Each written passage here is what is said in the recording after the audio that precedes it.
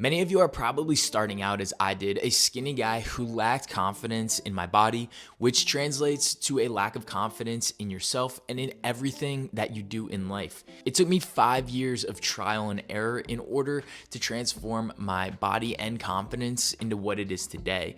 But if I knew what I'm gonna share with you in this video, it would have shaved years off of that journey.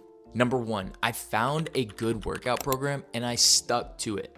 Whether you create your own program or you get your program from an online trainer or coach, programs are meant to be followed for a long period of time because that's how they're built. That's how they make you stronger. That's how they make you gain muscle mass. But the problem is, so many people, myself included, early on in my journey, I would find one workout program of somebody I really liked, usually an online fitness influencer, and I would use their program for a period of time, feel like I really wasn't getting big results, and switch maybe a week or two later to a different program from a different influencer with maybe a little different focus. And looking back on it, it's no wonder that I made no progress because I didn't get through enough of the program to really reap the results of the work that I was putting in. When you jump from program to program, you're really only getting through those first phases of accumulating strength or getting your body used to this style of exercise or workout program.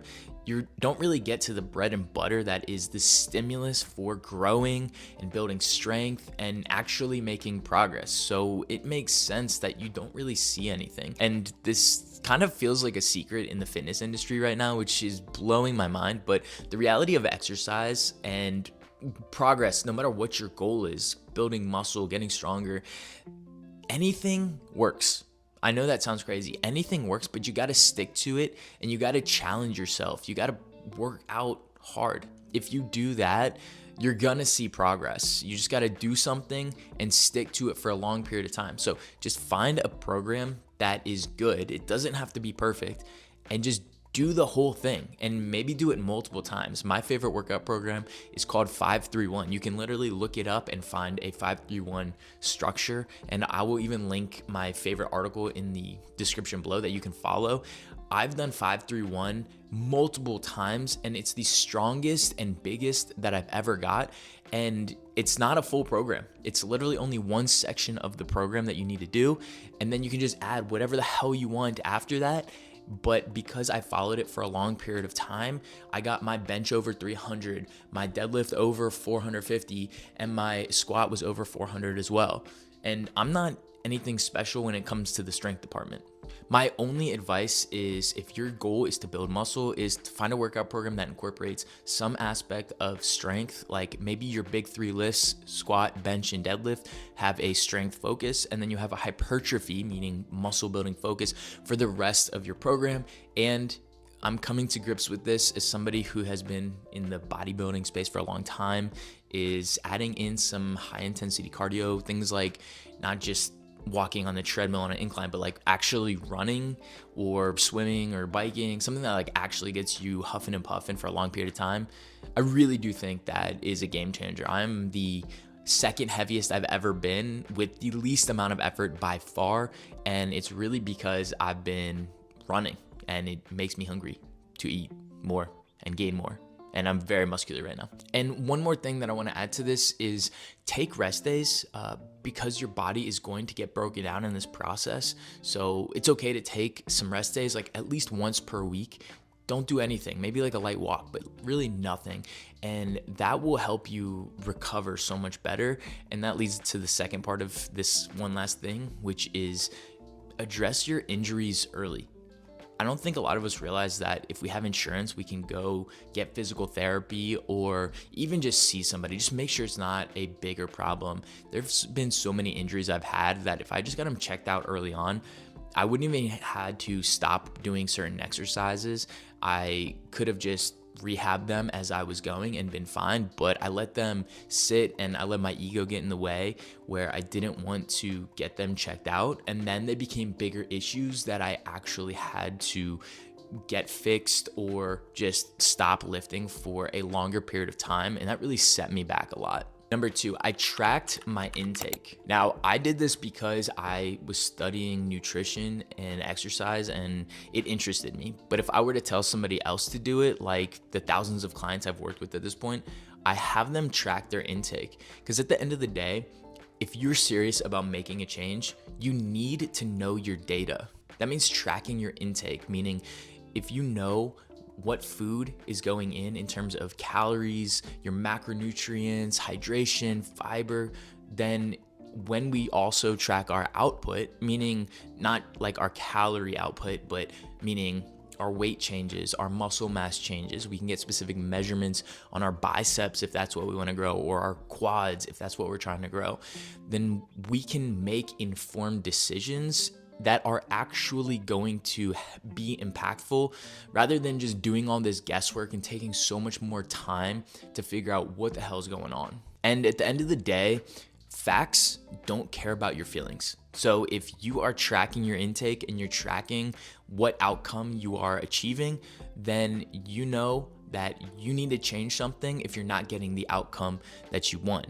And this will allow you to become your own coach, your own accountability, and you can make sure that you are doing what you said you were gonna do because you have data to back it up. Just like I keep my clients accountable by looking at their data. If they come to me and say, I have tracked all week, and then they show me their tracker and they've only tracked half of the stuff they've eaten every single day, then I can call them out and say, we're not getting the data that we need in order to make the change that you wanna make. So we need to get a little bit more serious and start dialing in.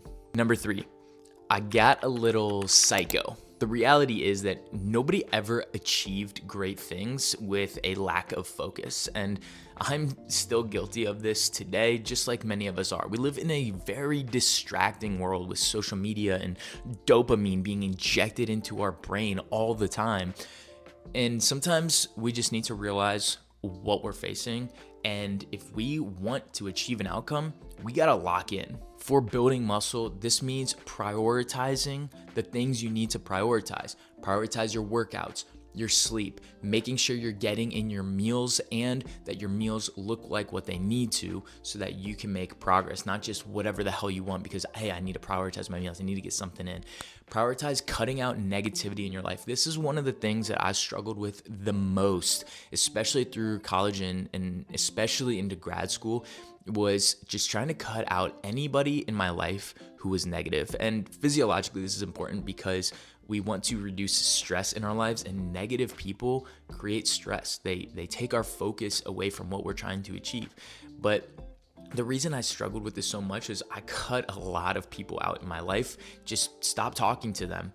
And it kind of made me lonely, and looking back, it wasn't the happiest time in my life by far. But by doing that, it led me to a lot of better people who were less focused on things like drinking and partying and getting with girls, and really led me to a focus of self-improvement, of dialing in things for my business that I was running at the time, and all the things that I wanted to achieve. Those were the people who helped me lock in and motivate me. And I was jealous of a lot of those people because they were doing really well. But at the end of the day, it helped me get to where I want to be and really focus on what I needed to focus on. And that's why getting psycho is a little good, right? Balance is for times where you are maintaining this, what you currently have. If you get to a point like I am right now, I would say I'm pretty much in maintenance of my physique. I'm in a good spot. I'm muscular. I'm still training. I'm still doing things I need to, but it's not my number one focus. Times of imbalance are times of growth. That's why I'm here on the weekend making YouTube videos rather than playing video games or hanging out with my wife, because I want to grow on YouTube. That's why if you're getting value from this video, you like the things I'm saying, then please hit that like button because it helps me achieve my goal while I help you guys achieve your goal. Number 4, I understood that the process wouldn't be perfect. This is one that I had to learn over and over and over again, because we live in a world where it seems like perfection is the way it should be. Just go on any of your social media accounts and scroll through. You're probably looking at dudes with incredible physiques. Like I'm talking like 0.001% of all physiques are that good.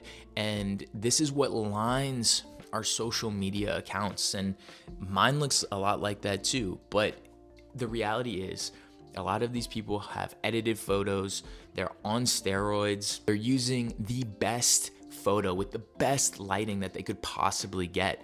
And we look at that and say, that's what I need to look like in order to feel my most confident or feel really good about myself. But that's absolutely not true. We need to stop comparing ourselves to that and start looking at the reality. Like I mentioned earlier, my journey was riddled with injuries. Again, most of that self-inflicted because I just didn't get things checked out when I probably should have. And because of that, it took me way longer because every time I would get stronger, I would get injured, and then I would have to stop working out or start working out less or change my workouts.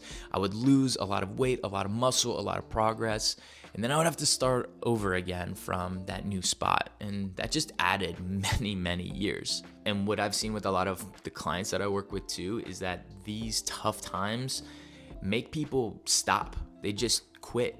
And that's the last thing you can do. And that's the one thing that I never did. I never gave up. I was understanding that I had setbacks, but I would always get back to it. And it wasn't like it was always easy. Mentally, it was really tough. But working out is a habit. It is something that is in my life. It is my identity. And because of that, that allowed me to push through those times and get back to it and do what I needed to do to get back to where I was and progress even further. And understanding there will be times that you are moving backwards. And sometimes you won't realize it until it's too late and you've already moved backwards. But don't feel bad about that. At the end of the day, you're going to progress if you stay with your goal, if you keep working out, if you keep improving the process. And you've probably heard failure is only failure if you're not learning. Learn from your mistakes. If you make a mistake, so be it. Figure out what went wrong and how you can overcome it next time, and it won't be a problem anymore. Look, the next step that you can take right now is creating a plan, put your head down, and start working. And to make sure that you have all the tools that you need in order to have a really good plan and just lock in. Check out this video and I'll see you over there.